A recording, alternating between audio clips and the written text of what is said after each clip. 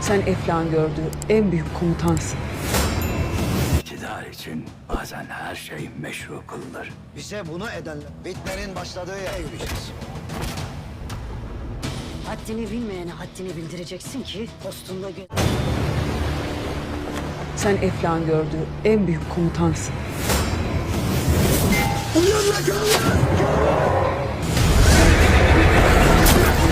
Büyük ve güçlü servis. olmayacak. Ben ne edeceğimi çok iyi bilirim. Hazinenin peşinde olan yalnızca biz değiliz. Hazineyi almadan gelme.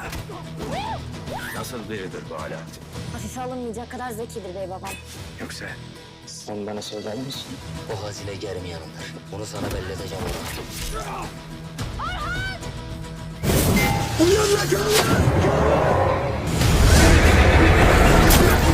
Büyük ve güçlü Sırbistan nasıl kurulur herkes görecek.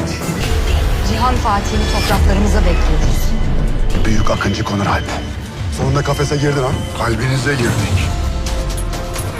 Bir gün bir akıncı kelleni almak için çıka gelir. Sen de kimsin? Adaletin kılıcı.